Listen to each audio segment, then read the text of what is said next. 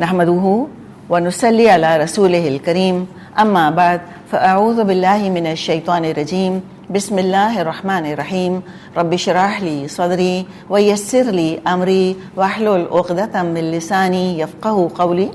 सूरत अल-क़सस।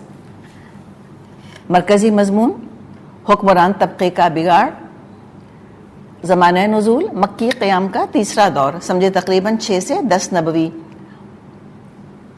ज़ेली मज़ामीन में हम देखते हैं कि मूसा अलैहिस्सलाम की ज़ाती ज़िंदगी का इसमें बयान है, यानी क़ससुल अंबिया का अंदाज़ है। सूरह यूसुफ जैसी थी क़ससुल अंबिया, यूसुफ अलैहिस्सलाम की ज़ाती ज़िंदगी के बारे में उसमें बताया गया था। तो सूरतुल क़सस में मूसा अलैहिस्सलाम की ज़ाती ज़िंदगी का बयान हमें मिलेगा और हमें इसमें फ़िरौन का जिक्र बहुत कम मिलेगा, वरना जहाँ भी हमने मूसा अलैहिस्सलाम का क़िस्सा पढ़ा है ज़्यादातर हमने उसमें क्या देखा कि फ़िरौन का जिक्र आता है, इसमें उनकी ज़ाती ज़िंदगी है। तो ज़ेली मज़ामीन में मूसा अलैहिस्सलाम की ज़ाती ज़िंदगी और उसमें ख़वातीन का किरदार, ये वो वाहिद सूरत है जिसमें हमें मूसा अलैहिस्सलाम की माँ का भी जिक्र मिल रहा है, बहन का भी जिक्र मिल रहा है, अडॉप्टेड मदर का भी जिक्र मिल रहा है और बीवी का भी जिक्र मिल रहा है, साली का भी जिक्र है भाई। तो इतनी सारी ख़वातीन का हम जिक्र पढ़ेंगे कि जिनका मूसा अलैहिस्सलाम की ज़िंदगी में कोई ना कोई बड़ा अहम रोल रहा, बड़ा मुस्बत उन्होंने किरदार अदा किया। फिर हम ज़ेली मज़ामीन में देखते हैं कि बतर के मर्ज़ का भी जिक्र आएगा और उसके नुकसानात बताए जाएंगे। फिर क़ारून का जिक्र है, बतर personified, showing off personified, इतराना personified Qarun, उसका भी जिक्र है। फिर अहले किताब के मोमिनों का जिक्र है कि अहले किताब में से भी बड़े अच्छे अच्छे लोग हैं जिनके अंदर अल्लाह का खौफ है, जिनके अंदर तक़वा है और जो हक़ की तलाश में हैं और जो अपनी किताबों पर ईमान रखते हैं और हत्तुल इम्कान अमल करने की कोशिश करते हैं। और 5वां इसका ज़ेली मज़मून हम देखेंगे बिल्कुल आखिर में जाकर कि फ़तह मक्का की खुशखबरी वो भी मिलेगी। उसलूब क़ससुल अंबिया, अभी हमने बात की थी, क़ससुल अंबिया वाला उसलूब है और वापसी की थीम हमको मिलेगी इसमें, यानी कि लौटना, वापस पहुंचना, जहाँ से निकले थे वहीं वापस आ जाना, बिछड़ों का मिल जाना, ये हमें इसके अंदर एक थीम है जो कि मिलेगी। और हम देखते हैं कि जो आखिरी दौर था मक्के का, ये कैसा दौर था। हिजरत हबशा की तरफ हो चुकी थी और इसमें आगे जाकर मदीने हिजरत की बातें हो रही थीं, बिछड़ने की बातें हो रही थीं। तो बिछड़ना इंसान को गम में मुब्तला कर देता है, ट्रॉमाटाइज कर देता है। इन हालात में अल्लाह ताला ने मिलने की बात बताई, खुशखबरियाँ दी कि आज बिछड़ रहे हो, कल मिल जाओगे दोबारा। तो उस कॉन्टेक्स्ट में हम रखें तो भी इसका मजमून हमें बड़ी वजाहत के साथ सामने नज़र आता है। पिछली सूरत से इसका रब्त देख लेते हैं। हिदायत और गुमराही के ज़िक्र पर पिछली सूरत का इख्तिताम हुआ था और इस सूरत में हम देख रहे हैं कि हिदायत का सिंबल, हिदायत की मिसाल, हिदायत की अलामत मूसा अलैहिस्सलाम जो कि अल्लाह के रसूल थे, उनका जिक्र आ रहा है बिल्कुल शुरू में। और गुमराही की अलामत, एपिटमी ऑफ मिसगाइडेंस, उसकी अलामत फ़िरौन, उसके ज़िक्र से सूरत का आगाज़ हो रहा है। पिछली सूरत के आगाज़ में मूसा और फ़िरौन का जिक्र आया था, याद है आपको, सूरतुन नमल के शुरू में हमने पढ़ा था। और इस सूरत के आगाज़ में भी जो हम देख रहे हैं कि जो शुरू हो रही है सूरत, तो फ़िरौन और मूसा अलैहिस्सलाम के ज़िक्र से हो रही है। चलिए अल्लाह का नाम लेके शुरू करते हैं। बिस्मिल्लाहिर्रहमानिर्रहीम। तासीम मीम, तासीन मीम, तिलका आयातुल किताबिल मुबीन, ये किताब मुबीन की आयात हैं। नत्लु अलैका मिन नबअ मूसा व फ़िरऔन बिल हक़्क़ि लिक़ौमी युमिनून, हम मूसा और फ़िरौन का कुछ हाल ठीक ठीक आपको सुनाते हैं ऐसे लोगों के फ़ायदे के लिए जो ईमान लाएं। ऑलमोस्ट हम देखते हैं कि इसी मजमून से पिछली सूरत का आगाज़ हुआ था। कुरान ने वजाहत के साथ अकायद का बयान कर दिया, बता दिया हमको हिदायत कैसे हासिल होती है, गुमराही के क्या असबाब होते हैं। किताबुल मुबीन है, वजाहत के साथ ये बुनियादी अकायद बता देती है, कोई चीज़ मुबहम नहीं छोड़ी है। कुरान ने बता दिया कि शिर्क क्या होता है, किस किस तरह होता है, कितना बुरा है, अंजाम क्या है, मोटिवेशन क्या है, उसके फैक्टर्स क्या होते हैं, अंडरलाइंग फैक्टर्स क्या होते हैं। हिदायत बता दी, तौहीद हिदायत का रास्ता है, ये सिराते मुस्तकीम है। اگر توحید کی دولت حاصل نہیں ہے تو تم کیسے اس کو حاصل کر سکتے ہو؟ ہم نے سورۃ النمل میں اس کے بارے میں بھی تفصیل کے ساتھ پڑھا، اور پورے قرآن نے اس کے بارے میں ہمیں وقتاً فوقتاً بتایا ہے، اور یہ بھی بتا دیا کہ بات سمجھ میں آنے کے باوجود لوگ ہدایت کیوں نہیں اختیار کرتے، گمراہی کے اسباب کیا ہیں؟ تکبر ہے، حب جاہ ہے، حب مال ہے، دنیا کی محبت ہے، آخرت پر یقین نہیں ہے، علم کی کمی ہے، بہت ساری فیکٹرز ہیں جو کہ اللہ تعالیٰ نے بتا دیے، پیرنٹ بھی بتا دیے، اور جو چھپے ہوئے ہیں باطنی وہ بھی بتا دیے. تو ظاہری وجوہات، باطنی وجوہات سب تفصیل کے ساتھ مبین طور پہ بیان کر دیں، اور مسلمانوں کو تسلی بھی دی جا رہی ہے کہ اللہ کی رحمت سے تم مایوس مت ہونا، کفار کے مظالم سے دل شکستہ مت ہونا. کیوں؟ کیسے نہ ہونا؟ موسیٰ اور فرعون کے قصے میں حق کی جیت کا شاندار سبق موجود ہے. اب سوچیں نا، حالات کتنے ڈارک تھے اس وقت، لگ رہا تھا کسی طرح یہ دعوت جو ہے وہ پٹری چڑھے گی ہی نہیں، قبولیت عام نصیب ہوگی ہی نہیں. کیا پتہ یہ ننھا سا پودا جو آپ صلی اللہ علیہ وسلم لگا رہے تھے مکہ کی چٹیل زمین پہ، شاید یہ پنپے گا ہی نہیں. اتنی زیادہ مخالفت کی آندھیاں چل رہی ہیں، ایسی کڑی دھوپ ہے مظالم کی کہ شاید اس کو تو زندگی کا موقع ملے گا ہی نہیں. اس سے پہلے کہ یہ ذرا بھی پن پہ یہ تو اب دم توڑ جائے گا، ایسا لگ رہا تھا. انسان ہے نا، دیکھیں ہم فرشتے تھوڑی ہیں، اس زمانے میں لوگ کوئی فرشتے تھوڑی تھے. ایمان اپنی جگہ، اور انسان کہتے ہیں ریئلسٹکلی سپیکنگ، ہم کہتے ہیں نا ریئلسٹکلی سپیکنگ، کیا لگ رہا ہوگا بتائیں؟ میں اور آپ اگر اس دور میں ہوتے، کیا ہم یہ اس بات کی ہم پیشن گوئی کر سکتے تھے کہ یہ جو ہے اسلام یہ ورلڈ پاور بنے گا، سپر پاور بنے گا، قیصر اور کسریٰ کی سلطنتیں اور ان کے بادشاہوں کی گردنیں اس کے آگے جھکیں گی؟ کبھی بھی نہیں کر سکتے تھے. لیکن اللہ نے اس تاریخ دور میں خوشخبریاں سنائی ہیں، ہمت بندھائی ہے. تو اگر یقین ہے ہمیں، اور اگر کی کیا بات ہے، ہمیں یقین ہے، ہم قرآن پہ عمل کر رہے ہیں، ہم حق پر ہیں. مشکلات آئیں گی، جی ہاں. ناکامیاں، جی ہاں. مخالفتیں، جی ہاں. تو کیا امید توڑ دینی چاہیے؟ کیا سیلف ڈاؤٹ میں پڑ جانا چاہیے؟ نیور. قرآن کھولیں، قرآن تسلی دے گا.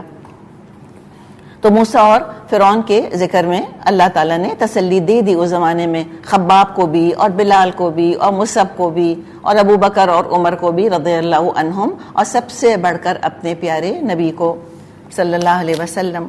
تو دیکھیں بات یہ ہے کہ صرف لیڈر اگر پازیٹیو ہے، پر امید ہے، اور ٹیم جو ہے وہ مایوسی کا شکار ہو رہی ہے، تو لیڈر کی انرجی بھی سیپ ہونے لگتی ہے. تو ضروری تھا کہ لوگوں کو، صحابہ کو بھی ہمت دلائی جائے، ان کو بھی امید کی کرن دکھائی جائے، امید پر دنیا قائم ہے.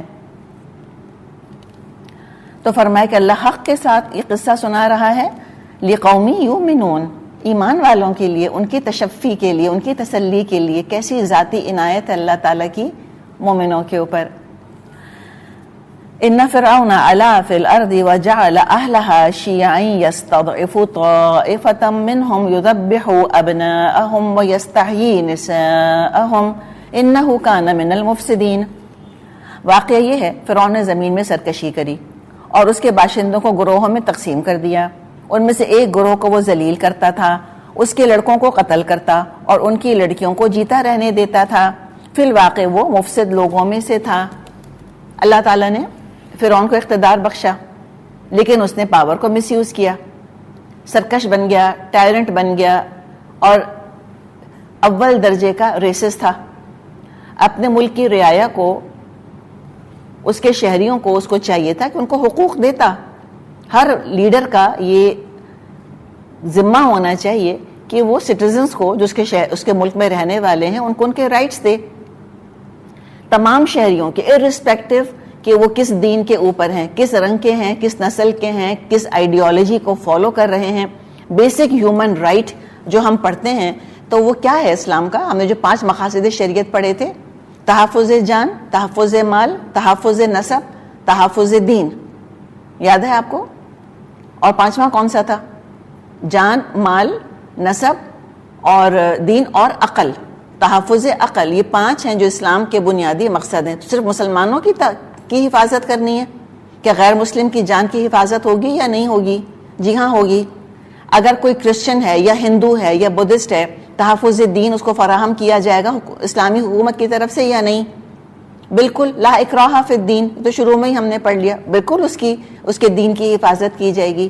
تو یہ تو گورنمنٹ کا کام ہوتا ہے، جیسے کہ سلیمان علیہ السلام نے کیا تھا. ہدہد جیسا ایک چھوٹا سا جانور، اتنی سی چڑیا، اس کی بھی جان کی حفاظت کی گئی تھی، اس کو بھی بلا وجہ پکڑ کے قتل نہیں کر دیا گیا تھا. تو یہ ہوتی ہے عادل حکومت، جہاں سب شہریوں کی جان مال عزت محفوظ ہو. لیکن فرعون نے کیا کیا تھا؟ اس نے عدل نہیں کیا، اس نے ظلم کیا، اس نے لوگوں کو مختلف طبقات میں بانٹ دیا تھا. ہائیسٹ جو رولنگ کلاس تھی قبطی نسل، کاپٹکس ان کو کہتے ہیں، قبطی نسل تھی جو کہ رولنگ کلاس تھی، ایلیٹ کلاس تھی. ان کو انسانی حقوق حاصل تھے اور ان کو سیاسی حقوق حاصل تھے. بنی اسرائیل سلیوز تھے، ان کے غلام تھے. ان کو تھا کہ یہ کمتر ہیں ہم سے، نسلی اعتبار سے ہمارے برابر کے نہیں ہیں. تو اس ریسزم کی بنیاد پر بنی اسرائیل کو بنیادی انسانی حقوق بھی حاصل نہیں تھے، تو سیاسی حقوق تو بہت دور کی بات ہے. ان کی جانیں محفوظ نہیں تھیں، ان کی عزت محفوظ نہیں تھی، ان کا مال محفوظ نہیں تھا، کوئی چیز محفوظ نہیں تھی. دین انڈر تھریٹ تھا. چھپ چھپ کے وہ عبادت کیا کرتے تھے. سورہ یونس میں ہم نے پڑھا تھا کہ موسیٰ علیہ السلام نے آ کر ان سے کہا تھا کہ تم اپنے گھروں کو قبلہ بنا لو، یا اپنے گھروں کو قبلہ رخ بنا لو، یاد ہوگا آپ کو. تو یہ تو حال تھا. اس قدر زبردست اس نے ایکسپلائٹیشن کیا ہوا تھا، اتنا ظالم تھا. یہ آج اس قابل نہیں ہے فرعون کہ اس کی عزت کی جائے یا اس کے آثار قدیمہ کو دیکھ کے ان سے متاثر ہوا جائے. یوسف علیہ السلام کا زمانہ ظاہر ہے کئی سال پہلے کا، کئی سو سال اس کو گزر گئے تھے. اور یوسف علیہ السلام کے زمانے میں بنی اسرائیل یہاں آئے تھے اور آ کر کنعان سے یہاں آ کر آباد ہوئے تھے. تو اس زمانے میں بڑی عزت احترام آرام کی زندگی گزار رہے تھے. کیا کیا؟ یوں سمجھے کہ جیسے آج کی اصطلاح میں ہم کہیں نیشنلائز کر لیا ان کا سارا پیسہ.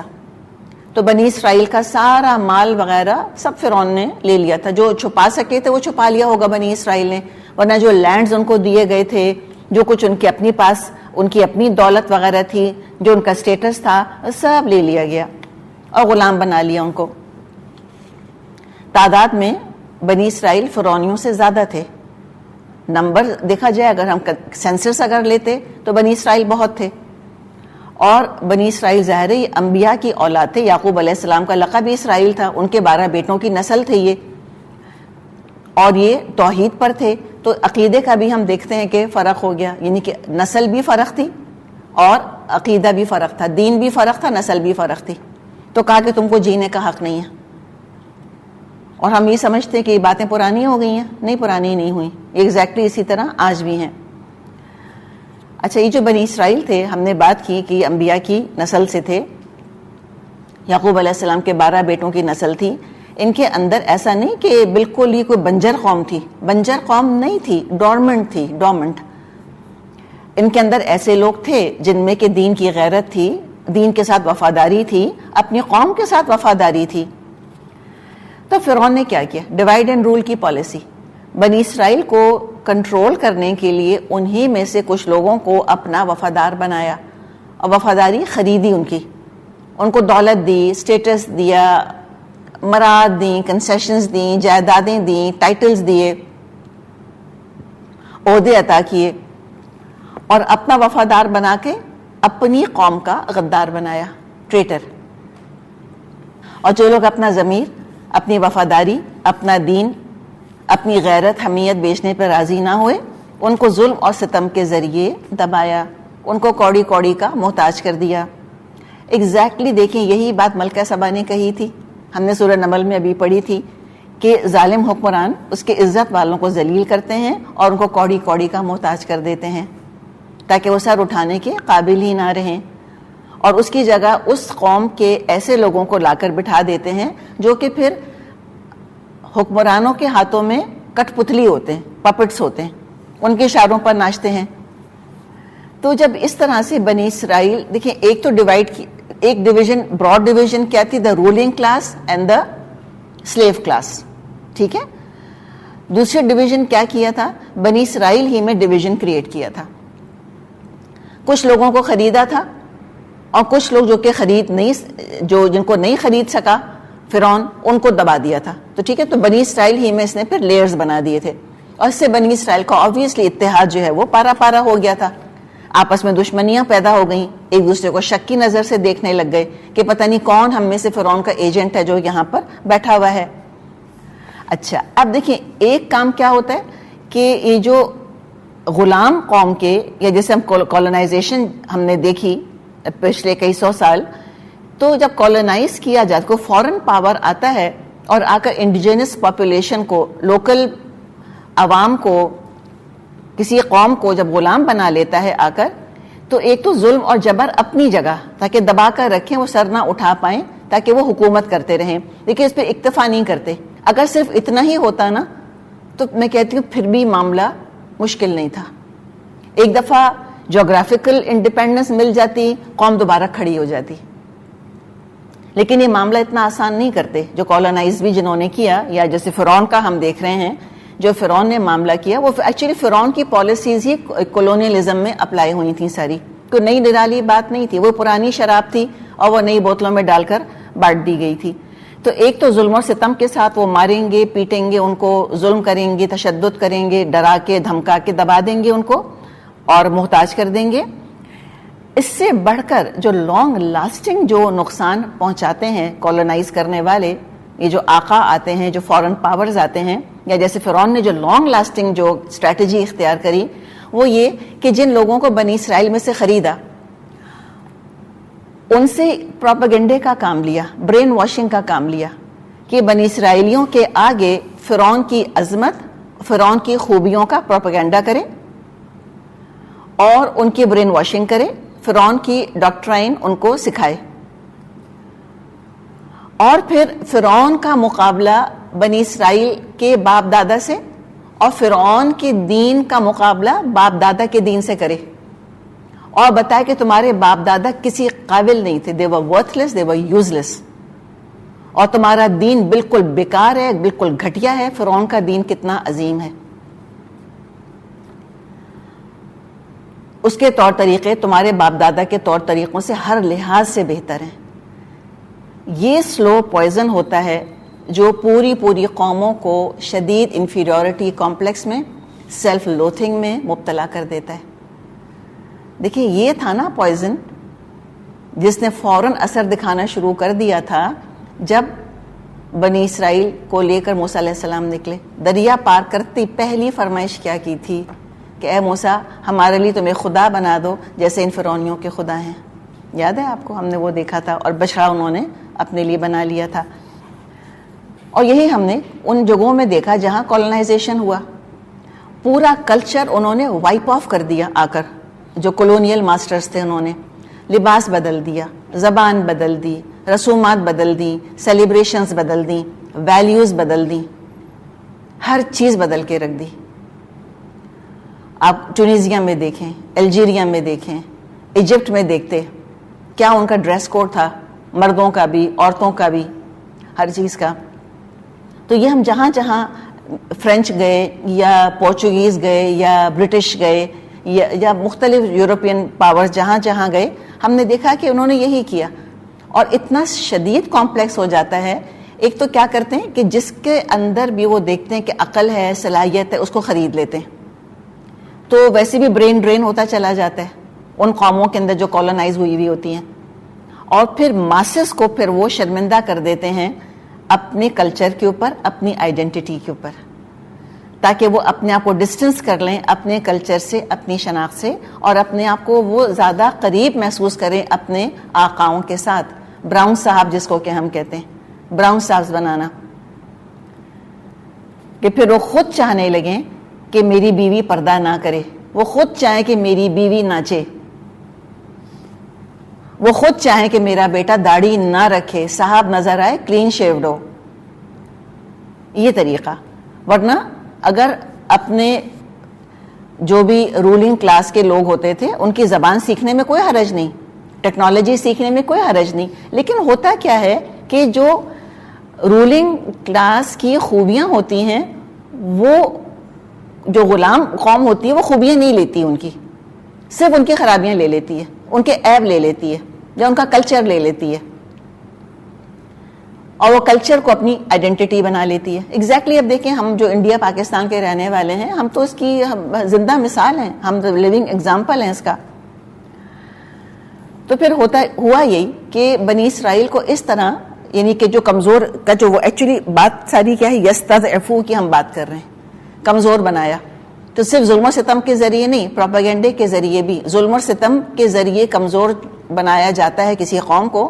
تو جیسے ہی ظلم ہٹتا ہے یا قوم ظلم کو ہٹانے کے لیے اٹھ کھڑی ہوتی ہے تو پھر وہ قوم زندہ ہو جاتی ہے. لیکن جس قوم کو یہ سلو پوائزن دے دیا گیا ہوتا ہے, اس کمپلیکسز اس کے اندر پیدا کر دیے گئے ہوتے ہیں, پھر وہ قوم اس کو زندہ کرنا آسان کام نہیں ہوتا. وہ قوم برین ڈیڈ ہو جاتی ہے, ذہنی طور پہ ایمانی طور پہ مفلوج ہو کے رہ جاتی ہے.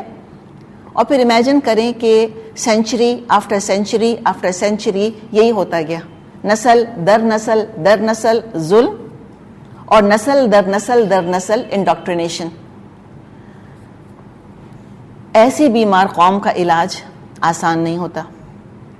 اللہ جسمانی آزادی دلوا دے تب بھی ذہنی غلامی سے نکل نہیں پاتے, اور حکمران قوم کے ظالموں کو ہی وہ اپنا رول ماڈل بنا لیتے ہیں اور اپنی قوم کے محسنوں کو برا بھلائی کہتے رہتے ہیں. یہ خاص علامت ہوتی ہے یہ کرکٹ جو ہماری جو یا ٹوٹی ہوئی شخصیت کی, کچلی ہوئی شخصیت کی, کچلی ہوئی شناخت کی قوموں کی, کہ وہ ان کے ہیرو کو تو ہیرو مانتے ہیں کہ ہاں جو رولنگ کلاس ہے ان کے بڑے بڑے ہیروز ہیں, اور جو اپنی عظمت کی داستانیں ان کو سنائی جائیں کہ ہم بھی کبھی گریٹ تھے, ہمارے بھی بہت بڑے بڑے ہیرو تھے, ان کو نہیں مان کر دیتے. ان کی 10 خرابیاں 10 برائیاں نکالیں گے کہ ان میں تو یہ عیب تھا, ان میں تو یہ خرابی تھی, ان کو برا بھلا کہتے ہیں. اچھا اب یہ دیکھیں, اب یہ جو اپریسڈ سپریسڈ قوم تھی, دو طرح سے دیکھا نا سپریشن ہم نے ان کا, فزیکل اینڈ سائیکولوجیکل. اور پھر ان کو پیسے کا محتاج بھی کیا, میجورٹی کو. دیکھیں نا رولنگ کلاس, دیکھیں ایک کلاس کیا تھی جس کو کہ خریدا فرعون نے, ایک کلاس کیا تھی نہیں خرید سکے, اور باقی تو عوام تھے نا نیچے. تو میجورٹی کیا تھی, عوام تھی. آبویسلی عوام کا تو معاملہ ہم نے پڑھا قرآن میں, اور یہاں بھی اللہ نے کہا یذبح ابناءہم ویستحیی نساءہم. تو عوام کا تو یہ حال تھا, وہ کوڑی کوڑی کے محتاج تھے, وہ ظلم اور ستم سہ رہے تھے, ذہنی طور پہ مفلوج تھے. اب کیا ہوتا ہے کہ جب ایسی قوم کو آزادی ملتی ہے, جسمانی آزادی ملتی ہے, تو چونکہ عرصہ دراز سے وہ پسے ہوئے ہوتے ہیں, دولت سے محروم ہوتے ہیں, آزادی ملتے ہی وہ 2 کوششیں کرتے ہیں. ایک یہ کوشش کرتے ہیں کہ بالکل اپنے ماسٹر جیسے بن جائیں, aping the master, looking the show that cooked them. ایک یہ ہوتا ہے ان کا. اور یہ تو ہم تو میں آپ سے کہہ رہی ہوں نا کہ ہم تو اس کا لیونگ پروف موجود ہیں, ہم پاکستان کے رہنے والے, دیکھ لیں یہاں پر. اور دوسرے کیا کرتے ہیں, ان کے اندر لالچ, اور ان کے اندر جو ڈپریویشن اتنے سال رہا, سینکڑوں سال, اس محرومی کو پورا کرنے کے لیے ان میں لالچ بہت آ جاتی ہے. جیسے اگر آپ نے کبھی پڑھا ہو, جو مچھلیاں ہیں جو کہ بہت سمندر کے گہرائیوں میں رہتی ہیں, جن کے اوپر بہت سارا پانی اوبیسلی ہوتا ہے, وہ کئی ہزار فٹ کی ڈیپتھ پر زندگیاں گزار رہی ہوتی ہیں, ان مچھلیوں کو اگر اوپر لایا جائے سطح سمندر کے پاس تو پھٹ جاتی ہیں وہ. کیوں؟ اس لیے کہ ان کے اندر ایک پریشر ہوتا ہے جس نے کاؤنٹر کیا ہوا تھا اس اوپر والے پریشر کو, وہ پریشر ہٹے گا, وہ پھٹ جائیں گی. تو لٹرلی یہی ہوتا ہے ان قوموں کے ساتھ, یہ آپے سے باہر ہو جاتی ہیں. جب غلامی کا توق ان پہ سے اتارا جاتا ہے تو پھر یہ بس میں نہیں رہتی ہیں اپنی, تو وہ لالچی بہت ہو جاتی ہیں, کرپشن بہت آتا ہے ان کے اندر, جو کہ ہم اسی کرپشن کو تو رو رہے ہیں بیٹھے ہوئے. ہم اس علاقے کے رہنے والے جہاں پہ کہ انگریز رول کر کے گئے تھے, تو اب اتنا کرپشن کیوں ہے؟ آپ دیکھیں وہ نسل در نسل ایک چیز جو ہے نا وہ چلتی چلی آ رہی ہے. تو غلامی یا جو فورن آکوپیشن جس کو کہ ہم کہتے ہیں, یہ پوری قوموں کی سائیکی کو کرپٹ کر کے رکھ دیتا ہے. بڑے سنگ دل, بڑے خود غرض, بڑے لالچی ہو جاتے ہیں. سینس آف ڈپریویشن کی وجہ سے سینس آف انفیریورٹی ان کے اندر آ جاتا ہے, لالچ ان میں آ جاتی ہے, بزدل ہو جاتے ہیں, مینٹل پیرالسس ہو جاتا ہے, برین ڈرین ہو جاتا ہے. یعنی بتانا کیا مقصد ہے کہ سوچیں کہ موسیٰ علیہ السلام کا کام کتنا مشکل کام تھا. ایسی قومیں سدھرنے میں وقت لگاتی ہیں, کئی نسلیں گزرتی ہیں, کئی نسلیں پھر کہیں جا کر یہ اپنے پیروں پر کھڑے ہونے کے قابل ہوتی ہیں. تو یہ ہے دراصل جو کہ اللہ تعالیٰ نے ایک ہمیں انڈیکیشن دے دیا کہ فرعون نے کس طرح رول کیا تھا لاکھوں لاکھوں بنی اسرائیل پر. متحد ہوتے, با اعتماد ہوتے, متفق ہوتے, غیرت والے ہوتے, ایک حلے میں کھڑے ہو جاتے اور کہتے ہم فرعون کا ظلم برداشت نہیں کریں گے. لیکن ہمت ہی نہیں تھی نا ان کے اندر, بات یہ تھی. اور اللہ نے فرمایا کہ اس نے اتنا ظلم کیا اور تھا ہی مفسد, تھا ہی فساد مچانے والا. یہ کام وہ کر رہا تھا اور اللہ اپنے فیصلے کر رہا تھا.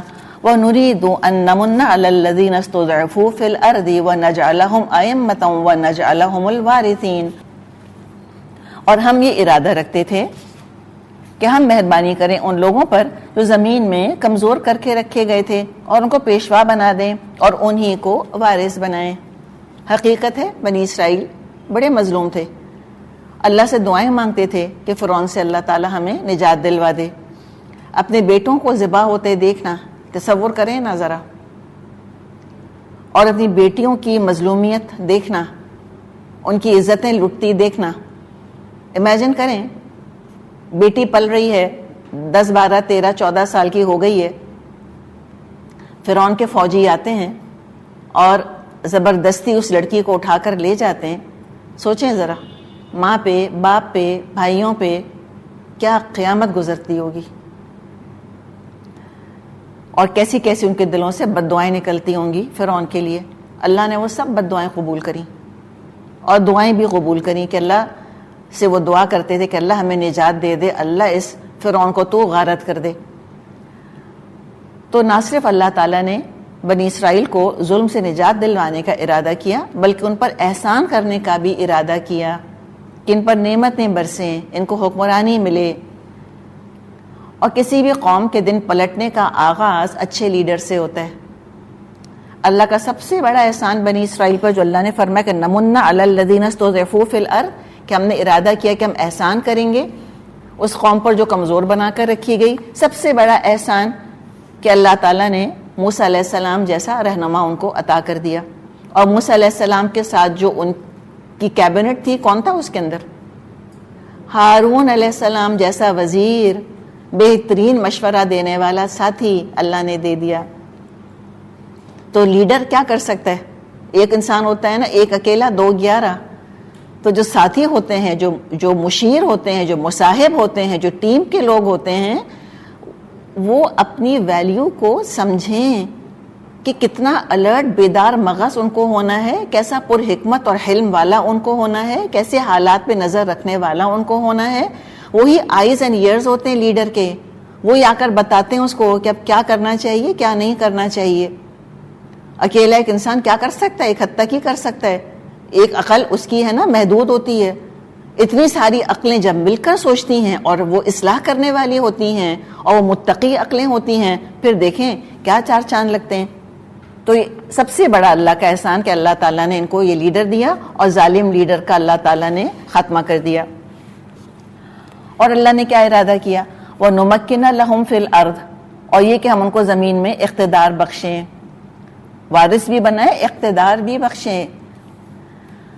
وَنُرِيَ فِرْعَوْنَ وَحَامَانَ وَجُنُودَهُمَا مِنْهُمْ مَا كَانُوا يَحْذَرُونَ, اور ان سے فرعون اور حامان اور ان کے لشکروں کو وہی کچھ دکھلا دیں جس کا کہ ان کو ڈر تھا. دیکھیں, ظالم جب ظلم کرتا ہے تو ایسا نہیں ہے کہ اس کو پتہ نہیں ہوتا کہ میں ظلم کر رہا ہوں. اس کو پتہ ہوتا ہے میں ظلم کر رہا ہوں. قومیت کے نام پہ, انصاف کے نام پہ, چاہے کتنا بھی جسٹیفائی کرے, کوئی گڈ کاز کا لیبل لگائے, but in his hearts of his hearts اس کو پتہ ہوتا ہے کہ میں ہوں بڑا ظالم. تو ڈرتا رہتا ہے وہ کہ انجام سامنے نہ آ جائے کہیں, اس لیے اور سپریس کرتا ہے, اس لیے اور اپنی ارد گرد حفاظت کا دائرہ مضبوط سے مضبوط کرتا ہے. اور جتنا زیادہ ڈرتا ہے, جتنا زیادہ وہ اپنے محافظوں کی تعداد بڑھاتا ہے, اتنا پیرانوائڈ ہوتا چلا جاتا ہے. ہٹلر کے بارے میں کبھی دیکھ لیں, ایبسلیوٹ پیرانویا ہو گیا تھا اس کو اینڈ میں, ہر ایک پر شک اور ہر ایک پر شک. بڑے بڑے بادشاہوں کے بارے میں پڑھیں جو اس طرح کے ظالم اور جابر تھے, شک کی وجہ سے اپنی بیویوں کو قتل کروا دیا, اپنے بیٹوں کو قتل کروا دیا کہ میری حکومت کا یہ تختہ الٹنا چاہتے ہیں, اتنے پیرانوائڈ ہو جاتے ہیں. تو وہی بات اللہ نے یہاں بتائی ہے کہ وہ تو پیرانوائڈ تو تھے وہ لوگ, ڈر تو ان کو تھا کہ ہم جو ظلم کر رہے ہیں اس کا نتیجہ کہیں نہ نکل آئے. اللہ نے کہا ہم وہی دکھا دیں گے اس کو کہ جس سے یہ ڈر رہے تھے. تو یہاں پر ہم دیکھتے ہیں کہ حامان کا نام پہلی دفعہ آ رہا ہے. کون تھا حامان؟ اس کے بارے میں تاریخ بہت کچھ ہمیں بتاتی ہے. فرعون کا قریبی ساتھی تھا. تورات میں یہ نام نہیں آتا ایز سچ حامان کا, اور اس پر بڑے بڑے پہ لوگوں نے اعتراض کیے ہیں کہ محمد نے جب نعوذ باللہ پلیجرائز کی ہسٹری تو کنفیوز ہو گئے, یہاں کا نام وہاں فٹ کر دیا. یہ ان کی اپنے گمان, اپنے خیالات ہیں. جسٹ بیکاز تورات کے اندر نام موجود نہیں اس کا مطلب یہ تھوڑی ہے کہ وہ تھا نہیں. اور ہم جانتے ہیں کہ قرآن تورات کے اوپر مہیمن ہے. قرآن نے بتا دیا کہ حامان تھا. کون تھا؟ ہو سکتا ہے کہ منسٹر آف ریلیجس افیئرز ہو. اچھا جی, اب یہ کیا بات ہوئی؟ بات یہ ہے کہ جب فرعون نے دعویٰ کیا کہ انا ربکم الاعلی, میں ہوں تمہارا رب سب سے اعلیٰ, تو اس نے تو دعویٰ کر لیا. اب اس کلیم کو لوگوں کے ذہنوں میں اتارنا بھی تو ہوتا ہے. پھر پروپیگنڈا چاہیے ہوتا ہے کہ نہیں چاہیے ہوتا؟ پھر برین واشنگ کروانی ہوتی ہے کہ نہیں کروانی ہوتی؟ آف کورس کروانی ہوتی ہے. تو لوگوں کو کنونس کرنا کہ بھائی جو یہ ہمارے فرعون صاحب کہہ رہے ہیں یہ سچ کہہ رہے ہیں, بالکل یہ ہیں ہی تمہارے رب, یہ ہیں دراصل سورج دیوتا کے اوتار. تو لوگوں کو کنونس کرنا اب یہ ہو سکتا ہے یہ اس منسٹری آف ریلیجس افیئرس کی رسپانسبلٹی ہو. اور حامان جو ہے وہ اس کا ہو سکتا ہے کہ وہ اس کا کوئی وزیر ہو یا منسٹر ہو. اور یہ حامان ہی کے بارے میں آگے ہم پڑھیں گے کہ اسی سے فرعون آگے کہے گا کہ حامان ذرا میرے لیے اونچی عمارت تو بنا جس پہ چڑھ کے میں دیکھوں کہ موسیٰ علیہ السلام, کہ موسیٰ کا خدا کدھر ہے. وہ علیہ السلام تو نہیں کہتا تھا obviously. تو لوگوں کے ذہنوں میں اس فکشن, اس جھوٹ کو حقیقت بنا کر بٹھانے کے لیے بڑے بڑے فرعون نے گرینڈ بلڈنگ پروجیکٹس شروع کیے تھے, اور اس کو اوور لک یہ حامان ہی کرتا ہوگا. دین کے نام پر انہوں نے پروجیکٹ شروع کرے, اور ان کے آثار آج تک ہم دیکھتے ہیں.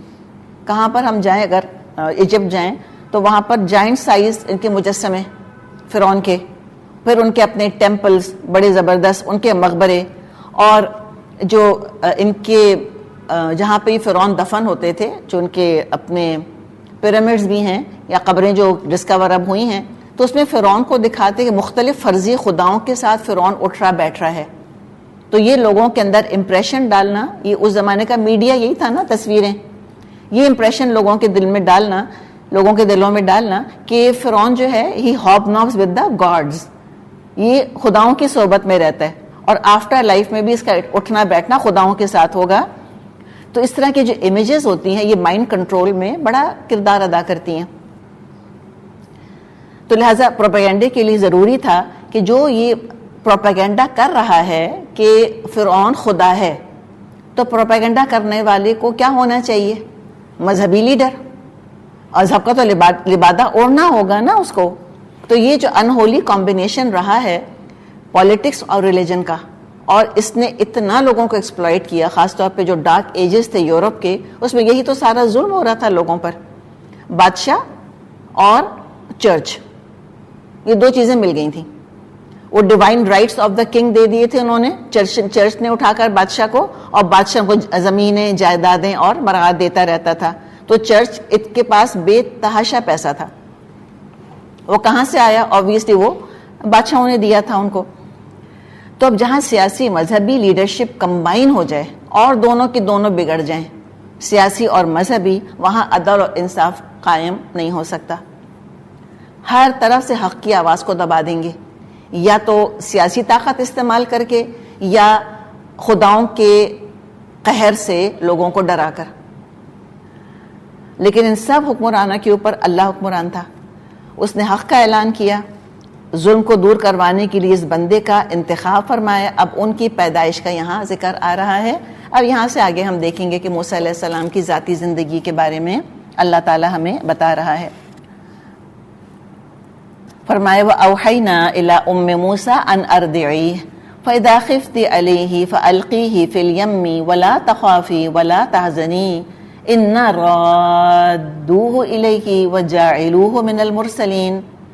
ہم نے موسیٰ علیہ السلام کی ماں کو اشارہ کیا, اس کو دودھ پلا, جب تجھے اس کی جان کا خطرہ ہو اس کو دریا میں ڈال دے, اور کچھ خوف اور غم نہ کر، ہم اسے تیری ہی پاس واپس لے آئیں گے اور اس کو پیغمبروں میں شامل کریں گے۔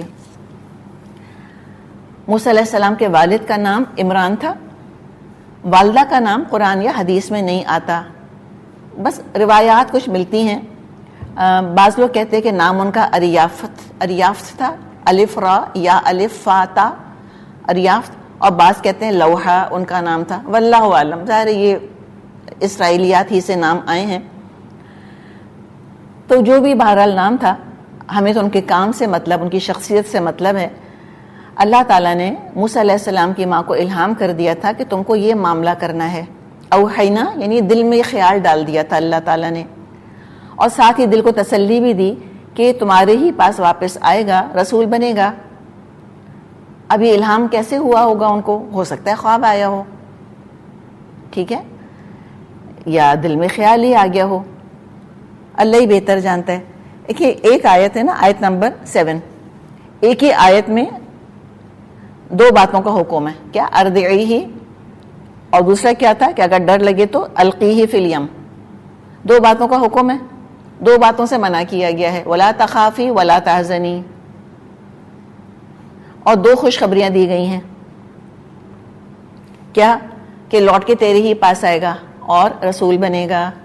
کتنی خوبصورت آیت ہے، دو باتوں کا حکم دیا، دو باتوں سے منع کیا، اور دو خوشخبریاں دے دیں۔ چھوٹی چھوٹی چیزیں آپ دیکھیں نا اگر، تو پھر قرآن کی عظمت اور دل پر آشکارا ہوتی ہے۔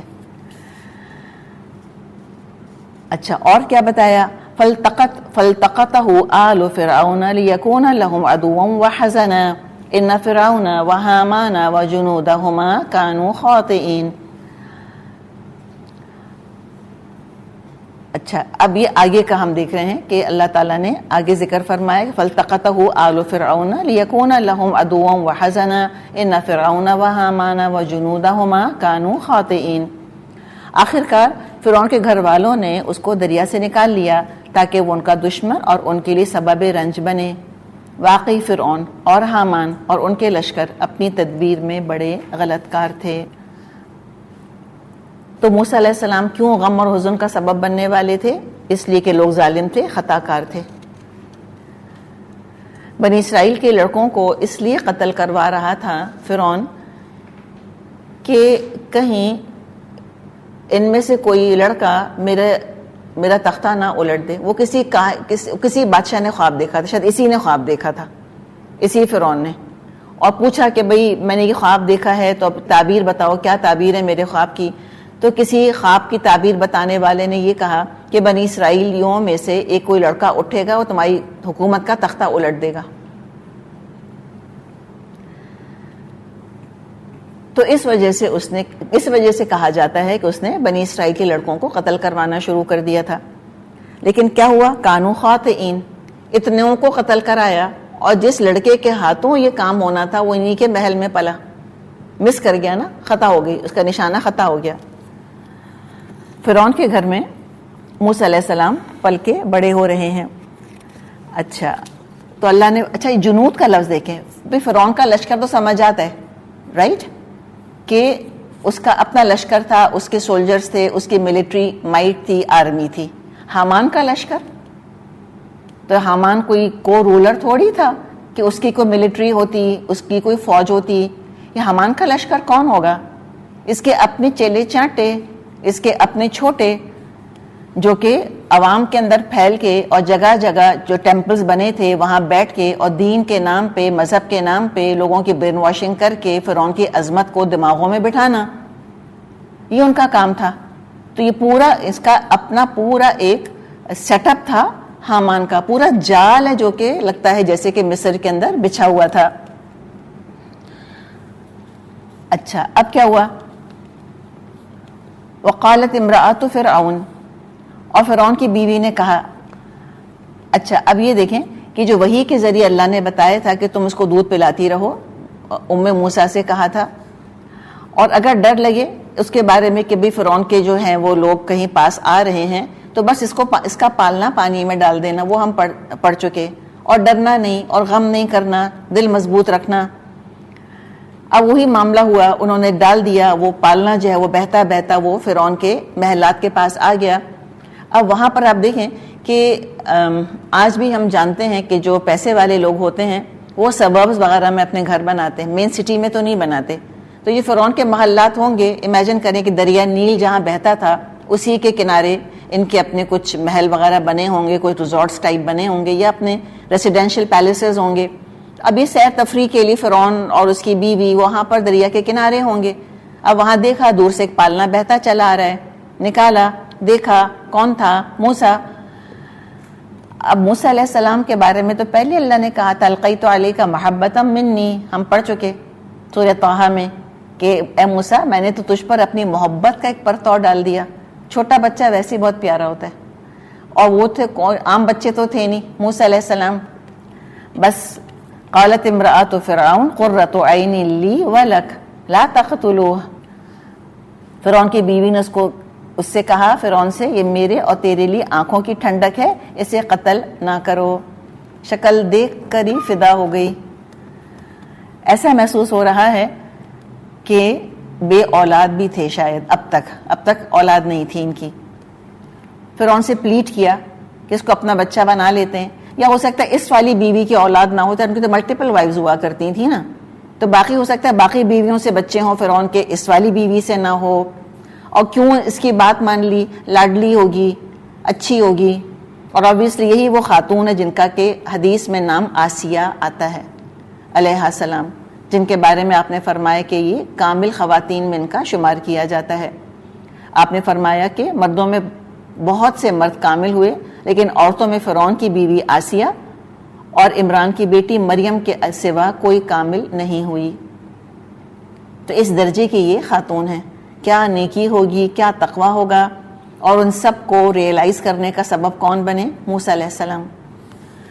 تو سچی بات کہی, قرۃ عین لی, کہ میری آنکھوں کی ٹھنڈک, ولک, یہ اس کا گمان تھا جو پورا نہ ہوا. تو کہا کہ اپنا بچہ بنا لیتے ہیں, ایسی پیاری شکل کا بچہ ہے, بابرکت ہوگا. اور کتنے پیارے ہوں گے موسیٰ علیہ السلام, یا وہ بیوی کتنی لاڈلی ہوگی فرعون کی کہ فرعون کا بھی دل پگھل گیا, اس جیسے پتھر دل کا بھی دل جو ہے وہ نرم پڑ گیا. کہا کہ لا تقتلوہ, مت قتل کرو اس کو, عسیٰ ان ینفعنا, ہو سکتا ہے یہ ہم کو نفع دے, او نتخذہ ولدا, یا ہم اس کو بیٹا بنا لیں. وہم لا یشعرون, اور وہ انجام سے بے خبر تھے. کہ واقعی آسیہ علیہ السلام کو تو بہت فائدہ دیا, لیکن فرعون کو کوئی فائدہ نہ ہوا. کیوں؟ اس لیے کہ اس نے نفع اٹھانا نہ چاہا.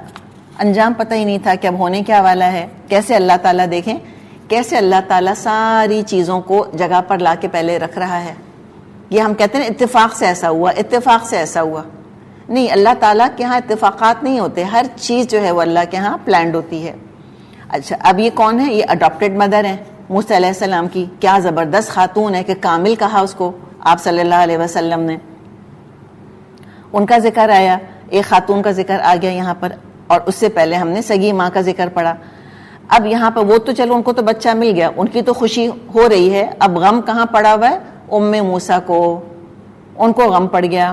وَأَصْبَحَ فُؤَادُ أُمِّ مُوسَىٰ فَارِغًا, ادھر موسیٰ علیہ السلام کی ماں کا دل اڑا جا رہا تھا. بچے کو ڈال تو پانی میں دیا, تورات کے بیان کے مطابق 3 مہینے دودھ پلایا تھا. اور یہ حقیقت ہے کہ چھوٹا دودھ پیتا بچہ ماں کو بہت زیادہ پیارا ہوتا ہے. جوان اولاد بھی بہت پیاری ہوتی ہے, لیکن جب چھوٹا بچہ مرتا ہے اس کا جو صدمہ ہوتا ہے ماؤں کو, وہ ایک اور ہی لیول کا ہوتا ہے. اللہ کسی کو اولاد کا صدمہ نہ دکھائے, اللہ کسی کو اولاد کی موت نہ دکھائے, لیکن جوان اولاد اس کی موت بھی ٹرامیٹک ہوتی ہے, لیکن اس دودھ پیتے بچے جیسی نہیں ہوتی somehow. حالانکہ اگر ہم سوچیں, ہم اپوزٹ سمجھیں, ہم کہیں کہ بھی 30 سال 25 سال 40 سال پالا پوسا وقت گزارا, زیادہ صدمہ ہونا چاہیے. لیکن یہ جو معصوم بالکل مجبور بچہ ہوتا ہے, اس کی جو کیفیت ماں کے دل کے اوپر, اور جو ماں کا تعلق اس کی معصومیت اور بے بسی کے ساتھ ہوتا ہے, وہ کچھ اور ہی ہوتا ہے کہ 100% میں رسپانسبل ہوں, میں دودھ نہیں پلاؤں گی مر جائے گا, میں خیال نہیں کروں گی مر جائے گا. یہ ڈپینڈنسی جو ہوتی ہے نا, جو پالنے والی چیز ہوتی ہے, وہ شدت کا ایک بانڈ پیدا کرتی ہے. تو کیا ان کی ماں کے دل کا حال ہوگا؟ یہ ہر ماں امیجن کر سکتی ہے کہ دل جو تھا اڑا جا رہا تھا کہ موجیں ہیں, ڈوب گیا تو کیا ہوگا. اور ظاہر دریا نیل کے اندر مگرمچھ ہوتے ہیں, اور بیچ دریا میں تو ڈالا نہیں تھا, آبویسلی ٹورڈز دا ساحل ہی ڈالا تھا نا, کوئی بیچ دریا میں لے جا کے تھوڑی ڈالا تھا, ٹورڈز دا ساحل ہی ڈالا تھا. وہاں مگرمچھ ہوتے ہیں کہ موج آئی, الٹ گیا, مگرمچھ نے کھا لیا, کیا ہوگا کیا نہیں ہوگا. تو اصبح فؤاد ام موسیٰ فارغا, کسی چیز میں دل نہیں لگ رہا ہوگا, بس صرف موسیٰ اور موسیٰ اور موسیٰ, بس موسیٰ کا خیال لگا رہا, دل اڑا جا رہا تھا. ان کادت لتبدی بہ لولا ان ربطنا علی قلبها لتکون من المؤمنین, وہ اس کا راز فاش کر بیٹھتی اگر ہم اس کی دھاڑس نہ بندھاتے تاکہ وہ ہمارے وعدے پر ایمان لانے والوں میں سے ہو. تو اللہ تعالیٰ نے ان کے دل کو جمایا کہ اپنی بے قراری ظاہر نہ کریں. ان کادت لتبدی بہ, قریب تھی کہ اپنا راز ظاہر کر دیتی. کس پر ظاہر کر دیتی؟ کس پر؟ چاروں طرف تو بنی اسرائیل ہی تھے, تو کس میں ظاہر کر دیتی؟ ابھی ہم نے بات کی تھی نا کہ کتنے جاسوس تھے آس پاس, انفلٹریٹ کر گئے تھے ہر جگہ ہر لیول پر. کتنے غدار ہوں گے جو پل پل کی خبریں رکھتے تھے اور جا کر وہ خبر پہ فرعون کو دیتے تھے. اب ظاہر ہے جب کسی بنی اسرائیلی عورت کے ہاں جب بیٹا پیدا ہوتا تھا اس سال, جس سال کے لڑکوں کے قتل کا حکم ہوتا ہوگا, چھپاتی ہوگی کہ نہیں چھپاتی ہوگی؟ آبویسلی. تو کیا کرتی تھی, فرعون نے دائیوں کو امپلائی کیا ہوا تھا. وہ کیا کرتی تھی دائیاں, عورتیں گھروں میں جاتی تھیں اور اپنے بچے کو رلاتی تھیں, بچے لے کے جاتی تھیں, اپنے بچوں کو رلاتی تھیں, اور یہ ہوتا ہے کہ روتے بچے کو دیکھ کے باقی بچے بھی رونا شروع کر دیتے ہیں. یہ ایسی ایسی ٹیکنیکس ہیں جو کہ وہ استعمال کیا کرتی تھیں. تو اتنے جاسوس تھے, تو ان کو یہ تھا کہ ہو سکتا ہے کہ وہ اپنا غم ظاہر کریں, کسی کو پتہ چل جائے اور وہ 2+2 کر لیں کہ ہاں اس نے اپنے بیٹے کو کہیں چھپایا ہوا ہے یا کچھ اور معاملہ کیا ہوا ہے. تو اللہ تعالیٰ نے ان کے دل کو تھام لیا. اللہ تعالیٰ نے ان کے دل پر سمجھیں کہ مضبوطی کے ساتھ یہ خیال جما دیا کہ تمہارے بیٹے کو کچھ بھی نہیں ہوگا. اور امتحانات کی وجہ سے بہرحال ایمان پختہ ہوتا ہے. اچھا, اس کا کمپیریزن کریں یوسف علیہ السلام سے. یہ بڑا انٹرسٹنگ کمپیریزن ہے سورہ یوسف کا اور سورہ قصص کا. یوسف علیہ السلام کے دور کے ذکر میں ہمیں کیا ملتا ہے؟ ماں کا یا باپ کا ذکر؟ باپ کا, یعقوب علیہ السلام کا. اور موسیٰ علیہ السلام کے ضمن میں ماں کا. یہاں باپ کا ذکر نہیں ہے, ماں کا ذکر ہے. ٹھیک ہے نا؟ اچھا, لیکن وہاں نہیں اللہ نے کہا کہ ہم نے یعقوب علیہ السلام کے دل کو دھاڑس بندھا کر دی اور یہ کیا. کیوں؟ اس لیے کہ ماں کا دل ماں کا دل ہے. وہ جیسے دھڑکتا ہے, جیسے بچے کے ساتھ اٹیچ ہوتا ہے, جو مامتا ماں کے دل میں ہوتی ہے آبویسلی وہ باپتا تو نہیں ہوتی نا باپ کے دل میں.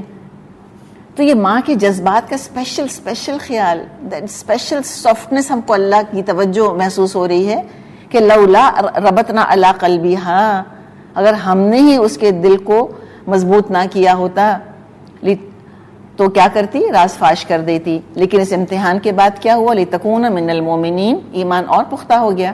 اچھا, اب ماں دیکھیں, اپنا غم, اپنی فکر, اللہ توکل اپنی جگہ. یہ اللہ توکل تو ہے اپنی جگہ, لیکن انتظام ساتھ شامل ہے اس میں. وہاں کس سے کہا تھا یعقوب علیہ السلام نے کہ جا کے بھائی کو تلاش کرو؟ بھائیوں سے. یہاں کس سے کہہ رہی ہیں ماں؟ بہن سے. وقالت لأختہ, اور اس نے بچے کی بہن سے کہا قصیہ, اس کے پیچھے پیچھے جا. فبصرت بہ عن جنب وہم لا یشعرون, چنانچہ وہ الگ سے اس کو اس طرح دیکھتی رہی کہ دشمنوں کو اس کا پتہ نہ چلا. اچھا جی, کیا کہا یہاں پر, کیا لفظ استعمال کیا اللہ نے؟ قالت لی اختہ, موسیٰ کی بہن سے کہا. ٹھیک ہے, یہ بھی اللہ فرما سکتا تھا قالت لی بنتہا, اپنی بیٹی سے کہا. ٹھیک ہے, تو یہاں بہن کے رشتے کا خاص ذکر آ رہا ہے, اور یہ بہن کا رشتہ بھائی کے ساتھ سب سے بے لوث ہوتا ہے. ماں کا بھی بیٹے کے ساتھ جو تعلق ہوتا ہے اس میں بہرحال کہیں نہ کہیں یہ غرض شامل ہوتی ہے کہ میرے بڑھاپے کی لاٹھی ہے. بیوی کا شوہر کے ساتھ جو تعلق ہوتا ہے وہ تو ظاہر ہے, وہ تو ہم جانتے ہی ہیں, ساری ڈپینڈنسی, سارا جذباتی تعلق حفاظت کا، پروٹیکشن کا، پروویژن کا، سارا تعلق شوہر کے ساتھ ہوتا ہے، اس سے پہلے باپ کے ساتھ ہوتا ہے. تو ہر رشتے میں ہم دیکھتے ہیں کہیں نہ کہیں کوئی اپنی غرض ہوتی ہے، سوائے ایک بہن اور بھائی کا. جو بہن کا تعلق اپنے بھائی سے ہوتا ہے اس کو بالکل بے غرض ہونا چاہیے. شدید محبت کرتی ہیں بہنیں اپنے بھائیوں سے. لیکن ہمارے یہاں آپ دیکھیں کہ یہ رشتہ کتنا بدنام ہو گیا. کس کانٹیکسٹ میں؟ بھائی کی بہن کس رشتے میں بدنام ہے؟ نند. کہ توڑوانے والی، لڑائیاں ڈلوانے والی، شکایتیں کرنے والی. نہیں، بہنوں کو ایسا نہیں ہونا چاہیے. بہنوں کا کام بھائیوں کی حفاظت. بہنوں کا کام یہ نہیں ہوتا کہ ان کی شادی ہو تو بھائیوں کو اپنی کڈنی بیچنی پڑے تاکہ وہ بہنوں کے لیے جہیز پرووائڈ کر سکیں. ایسی بہنوں سے بھائی کیسے محبت کریں گے؟ ان کو ایسٹ کہاں سمجھیں گے؟ نہ بہن کا کام یہ ہوتا ہے کہ وہ اماں اور بھائی کے درمیان لڑائیاں لگوائے. نہیں، بہن کا کام برج کا کام ہوتا ہے. یہاں کیا کام کیا اس بہن نے؟ بھائی کو ماں سے جوڑ دیا. تو یاد رکھیں، اگر ہم اس پوزیشن میں ہیں، اللہ نے ہمیں بہن بنایا ہے، اللہ نے ہمیں بھائی دیا ہے، تو بہن ہمیشہ بھائی کے پیچھے کھڑی ہوتی ہے، بھائی کو چھوڑتی نہیں ہے، لڑتی نہیں ہے، توقعات کے انبار نہیں لگاتی کہ میری سسرال میں تم کو یہ رول ادا کرنا ہے اور میری ناک اونچی کرنے کے لیے تم کو یہ میرا خیال کرنا ہے، اور تم قرضہ لو یا کچھ کرو یا اپنے بچوں کی فیس نہ دو، تم کو میرے سسرال میں فلاں رسم پوری کرنی ہے. یہ بہنوں کا کام نہیں ہوتا. سسرال میں ناک اونچی رکھنی ہے خود کریں، بھائی کا کام نہیں ہے کہ سارے میکے کی رسپانسبلٹی لگا دی کہ سسرال میں میری ناک تم اونچی رکھنا، جو کہ ہم کرتے ہیں. ہمارے ہاں آپ کو پتہ ہے نا، کلچر اس قسم کا، ٹاکسک قسم کا ہمارا کلچر جو ہے، جو کہ بنا ہوا ہے. تو بھائی کی سائیڈ لینی ہوتی ہے، سپورٹ کرنا ہوتا ہے. کیسے؟ جیسے موسیٰ علیہ السلام کی بہن تھی. اللہ ہمیں ایسی بہن بنائے. ماں سے شکایتیں نہیں کرنی ہوتی، کان نہیں بھرنے ہوتے ماں کے جا کے، تاکہ ماں جو ہے وہ بھابھی کو کڑے نہ دے دے کہیں اپنے اور مجھے ہی دے. میں بتاؤں کہ بھائی کتنا برا ہے، دیکھیں بھابھی کتنی بری ہے، تاکہ اماں زیادہ مجھ کو پسند کریں. اور خاص طور پہ آپ دیکھیں کہ ایک تو یہ بہن ہے گھر میں، ہم جنرل بات کر رہے ہیں. جب یہ بہن شادی شدہ ہو جاتی ہے نا، تو شادی شدہ نند جو ہے یہ بڑی پاورفل ہوتی ہے. اپنے آپ کو پیراگن آف ورچو بنا کے پیش کر سکتی تھی. اماں دیکھو میں کتنی آئیڈیل بہو بنی ہوں نا، اماں پتہ ہے نا تمہیں میں کتنا خیال کرتی ہوں اپنی ساس کا، ٹانگیں بھی دباتی ہوں. اماں تمہاری بہو کیا کرتی ہے؟ کچھ نہیں کرتی. میرے میاں تو بڑے فرما بردار ہیں اپنی اماں کے، اور امی آپ کا بیٹا وہ تو بیوی کا فرما بردار ہے. یہ سب یہ کرتی ہیں نا، بی جمالوں کا کردار ادا کرنا. سب نہیں کرتی، لیکن جو کرتی ہیں وہ ذرا سوچیں کیا کر رہی ہیں. تو خاص طور پہ ہم اگر نند ہیں اور شادی شدہ نند ہیں، سونے پر سہاگا، تب تو اپنے کلاؤڈ کو، اپنی پوزیشن کو کبھی مس یوز نہ کریں. تو کہا کہ ان کی بہن سے کہ جاؤ اس کے پیچھے پیچھے جاؤ. تو وہ کیسی ذہین تھی، کیسی عقل مند لڑکی تھی کہ دور سے پیچھا کرتی رہی اور کسی کو پتہ بھی نہیں چلا. اب دیکھیں نا، میلوں میل چلی ہوگی وہ لڑکی. اچھا، ماں نے ہدایات یہ نہیں دی تھی کہ اچھا تم جا رہی ہو تو ذرا کانشیس رہنا، اپنے آپ کو پرومیننٹ نہیں کرنا، دور دور چلنا، بالکل تم پالنے کے ساتھ ساتھ نہیں چلنا. یہ ہدایات نہیں دی تھی. کسی نے کہا ہے، یعنی کہاوت ایک ہے کہ جب تم کسی کو کام کے لیے بھیجو تو عقل مند آدمی کو بھیجو، اور پھر اس کو سمجھانے کی ضرورت نہیں ہوتی، منٹ بائی منٹ انسٹرکشنز نہیں دینی ہوتی، now do this now do that. ایسی عقل مند لڑکی تھی. اور لوگ کہتے ہیں کہ قرآن نے تو عورت کو بالکل گھٹیا سمجھا ہے، بدنام کیا ہے، احمق کے طور پہ پیش کیا. مجھے ایک کردار بتا دیں کہ جہاں اللہ نے عورت کو حماقت کا سمبل بنا کر پیش کیا ہو. کیا عمر ہوگی اس بچی کی مجھے بتائیں؟ یہ کوئی 60 سال کی عورت تو نہیں ہے، 30 سال کی تو نہیں ہے، 20 کی بھی نہیں ہوگی، ینگ گرل. اور کیسے عقل مندی کا مظاہرہ کیا ہے اس نے، کیسے بھائی سے محبت کرتی ہوگی، کیسے ماں کو روتا دیکھ کے اس کا دل دکھا ہوگا. تو یہ بیٹیاں جو ہوتی ہیں یہ ماں باپ کی بڑی خیر خواہ ہوتی ہیں. اللہ تعالیٰ ہر ایک کو بیٹی کی نعمت عطا فرمائے. کتنی پیاری ہوتی ہیں، کتنی ہمدرد ہوتی ہیں، ماؤں کے ساتھ روتی ہیں بیٹھ کر، باپ کا خیال کرتی ہیں، کبھی پرائی نہیں ہوتی، ہمیشہ اپنی رہتی ہیں. تو کبھی نہ کہا کریں ہماری بیٹی پرائی ہو گئی. کیوں ہم انڈاکٹرینیٹ کرتے ہیں کوئی نہیں پرائی ہوتی، نہ ہونا چاہیے. میکے کی اپنی ویلیو، اپنا مقام، اپنی اہمیت، اور سسرال کی اپنی ویلیو، اپنا مقام، اپنی اہمیت. Not one at the cost of the other. ہم کہتے ہیں بھائی بیٹا سسرال کا خیال کرو، ہماری فکر نہیں کرو. کیوں کہتے ہیں ہم ایسے اپنی بیٹیوں سے؟ کیوں نہ کرو ہمارا خیال؟ بالکل کرو، ہم بھی ماں باپ ہیں جیسے کہ وہ ماں باپ ہیں. تو ہم خود اپنی ویلیو کو انڈر ایسٹیمیٹ کرتے ہیں. اور سارا ہم جانتے ہیں کہ ہندو کلچر ہے جو چھا گیا ہے ہمارے اوپر آ کر.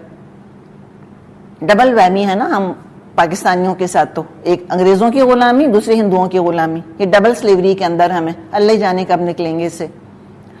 تو کہا لی اختی ہی قصی ہی، کہا بہن سے جا پیچھے پیچھے جائے اس کے. فبصرت بہ عن جنب، اور وہ الگ ہو کے چپکے سے اس کو دیکھتی رہی. وہم لا یشعرون، اور دشمنوں کو پتہ بھی نہ چلا. تب یہ تو اپنی تدبیر کری جو جس حد تک کر سکتی تھی موسیٰ علیہ السلام کی ماں. اب وہاں آگے کیا ہوا؟ وَحَرَّمْنَا عَلَيْهِ الْمَرَاضِعَ مِنْ قَبْلُ، اور ہم نے بچے پر پہلے ہی دودھ پلانے والیوں کی چھاتیاں حرام کر دی تھیں. یہ اللہ کی باریک پلاننگ تو دیکھیں. اللہ فرما رہا ہے ہم نے روک دیا تھا کہ موسیٰ کسی کا دودھ نہیں پیئیں گے، ورنہ بھوکا بچہ تو لے لیتا ہے دودھ جو بھی آفر کرے. اچھا اب اس میں پوری کہانی ہے یہاں تک. وَحَرَّمْنَا عَلَيْهِ الْمَرَاضِعَ مِنْ قَبْلُ، اس آیت کے ٹکڑے میں اللہ نے وہ پوری ورڈ پکچر ہے جو ہمارے سامنے رکھ دی. چلے بھی پالنے سے بچے کو نکال لیا، سب بڑے خوش ہو رہے ہیں، اتنا کیوٹ، اتنا پیارا، فلاں فلاں، سب کو کر رہے ہیں اس کو دیکھ دیکھ کر اور پیار کر رہے ہیں. اب بچہ تو بچہ ہے، اور بچہ بھی کون؟ موسیٰ علیہ السلام. بچے نے بھوک سے رونا شروع کر دیا. بھوک تو لگے گی نا. دائیاں فوراً حاضر کر دی گئیں کہ لاؤ دائیوں کو بلاؤ. لیکن جو دائی آئے پی کر نہ دیں، بلک بلک کے روئے جائیں. آفٹر آل موسیٰ علیہ السلام تھے، ان کی مرضی کے بغیر کچھ کرا سکتا تھا کوئی؟ ان سے کوئی کچھ نہیں کرا سکتا تھا. ہم کہتے ہیں نا پوت کے پاؤں پلنے میں نظر آتے ہیں. نہیں پینا تھا تو نہیں پینا تھا. روتے رہے. امیجن کریں فرعون کریزی ہو گیا ہوگا بالکل. چھوٹے بچے کا نان سٹاپ رونا اچھے اچھوں کو پاگل کر دے. اس نے بھی سر کے بال نوچ کر کہا ہوگا کہ بھائی اللہ کا واسطہ تو خیر کیا دے گا. کہا ہوگا کسی طرح اس بچے کو چپ کراؤ. اس ڈیسپریشن پر جب وہ پہنچ گیا نا. اچھا یہ بہن اس وقت سے دیکھ رہی ہے جبکہ دائیاں آ رہی ہیں. فوراً آفر نہیں کیا کہ میں بلاؤں کسی اور کو، نہیں. وہ دیکھتی رہی جب بریکنگ پوائنٹ پر چیزیں پہنچ گئیں، جب لوگ ڈیسپریٹ ہو گئے. ایک کے بعد دائی، ایک کے بعد ایک دائیاں آ رہی ہیں. دودھ پی کے نہیں دے رہے، روئے جا رہے ہیں. محل سر پہ اٹھا لیا انہوں نے. اور ہلکی پھلکی آواز تو ہوگی نہیں موسیٰ علیہ السلام کی. آفٹر آل ہم امیجن کر سکتے ہیں. تو اس وقت پھر آفر کیا. اب بولی فقالت هل ادلکم علی اہل بیت یکفلونہ لکم وہم لہ ناصحون. یہ حالت دیکھ کر اس لڑکی نے ان سے کہا میں تمہیں ایسے گھر کا پتہ بتاؤں جس کے لوگ اس کی پرورش کا ذمہ لیں اور خیر خواہی کے ساتھ اس کو رکھیں. تو جب فرعونیوں کی عقلیں معاف ہونے لگ گئیں چیخ پکار کی وجہ سے کہ کسی طرح بچے کو چپ کراؤ، تو انہوں نے اس وقت آفر کیا اور فوراً انہوں نے بات مان لی. ورنہ آپ دیکھیں فرعون جیسا شاطر 2+2 نہیں کر سکتا تھا کہ کسی بنی اسرائیلی کا بچہ ہے، یہ لڑکی اس کو جانتی ہے، یہ یہاں سے کہاں گئی، یہ کہاں سے آ گئی، ہم نے تو پہلے کبھی دیکھا نہیں اس لڑکی کو، اور یہ کیوں آفر کر رہی ہے. کچھ نہیں سوچا، نتھنگ ایٹ آل، فوراً بات مان لی. ایسے بھی اللہ عقلوں پر پردے ڈالتا ہے. بڑے بڑے عقل مند جو ہیں وہ اپنے پاؤں کے پاس کے پتھر سے ٹھوکر کھاتے. تو کیا ہوا؟ فَرَدَدْنَاهُ إِلَىٰ أُمِّهِ، اس طرح ہم موسیٰ علیہ السلام کو اس کی ماں کی طرف پلٹا لائے. اللہ کیسے لے کر آ گیا واپس؟ اللہ نے کہا تھا نا کہ ہم لے کر آئیں گے واپس. اللہ لے کر آ گیا. کیوں؟ کئی تقرّ عَيْنُهَا، تاکہ اس کی آنکھ ٹھنڈی ہو. کتنا اللہ کو پیار آ رہا ہے ماں کے رونے اور ماں کے تڑپنے پر.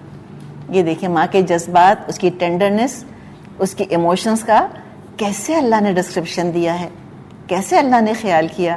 کہ تقرّ عَيْنُهَا، تاکہ اس کی آنکھ ٹھنڈی ہو جائے. اللہ تعالیٰ میری آپ کی آنکھیں ٹھنڈی کر دے اپنے اولاد کی طرف سے.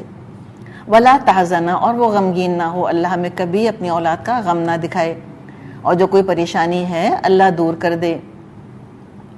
تو یہ جو فرمائے کہ کئی تقرّ عَيْنُهَا، تاکہ اس کی آنکھ ٹھنڈی ہو جائے. تو اب تک کیا حال تھا موسیٰ علیہ السلام کی ماں کا؟ کیا کر رہی ہوں گی اب تک آپ کے خیال میں؟ رو رو کے آنکھیں سرخ کی ہوئی ہوں گی نا. اور غم کے آنسو کیسے ہوتے ہیں؟ گرم گرم. اب کیا ہوا؟ اللہ نے آنکھ ٹھنڈی کر دی. اپنے بچے کو دیکھ کر کیسے لپک کر گود میں لیا ہوگا, کیسے چھاتی سے لگایا ہوگا, کتنا رونا آیا ہوگا. لیکن یہ رونا کیسا تھا؟ جس نے کہ آنکھوں کو ٹھنڈا کر دیا. ولا تازنا, اور وہ غمگین نہ ہو. ولی تعلما, اور وہ جان لے. ان وعد اللہ حق, یقیناً اللہ کا وعدہ حق ہے. ولکن اکثرہم, لیکن اکثر لوگ جو ہیں ان میں سے, لا یعلمون, وہ اس بات کو جانتے نہیں. تو ایمان بھی مضبوط ہوا ان کا کہ ہاں یہ خیال دل میں آیا تھا, اللہ نے اپنے وعدے کی خلاف ورزی نہیں کری. اللہ کبھی اپنے وعدے کی خلاف ورزی نہیں کرتا. تو ماؤں کو چاہیے کثرت کے ساتھ اللہ سے اولاد کے لیے دعا مانگیں, کبھی اللہ کی رحمت سے مایوس نہ ہوں, اور خود تقوی پر قائم رہیں, خود متقی بنیں, خود اچھی اللہ کی بندی بنیں, اور اللہ سے دعائیں مانگیں.